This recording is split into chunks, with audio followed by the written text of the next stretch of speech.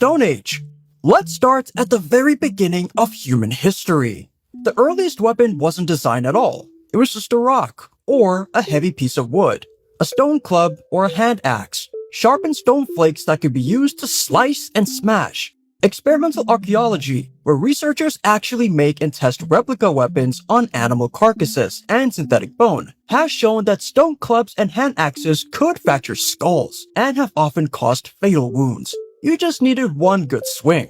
But a rock has a very obvious limitation. You have to be right next to someone to use it. And so, at some point in prehistory, someone figured out that a sharpened stick was even better. The spear was the first real weapon, purpose-built, designed to kill at a distance, effective for both hunting and warfare.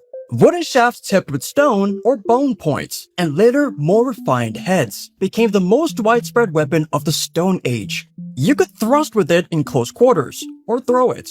It gave you range, it gave you options, and it worked. Spears were used for hundreds of thousands of years across virtually every human culture on Earth, which tells you everything you need to know about how effective they were. Then, sometime in the Upper Paleolithic, we're talking tens of thousands of years ago, someone figured out that you could store and release energy by bending a piece of wood and attaching a string. The bow and arrow changed everything. A well-aimed arrow from a bow made of wood, and later, composite designs of wood and sinew could kill large game or a human opponents before they ever got close enough to fight back. Suddenly, the person who was physically smaller or slower or outnumbered had a real chance. Range became the greatest equalizer. The bow would go on to dominate warfare for tens of thousands of years, and the basic principle never stopped being relevant. So in the Stone Age alone, you already had the two fundamental categories: weapons for close quarters and weapons that kill from a distance.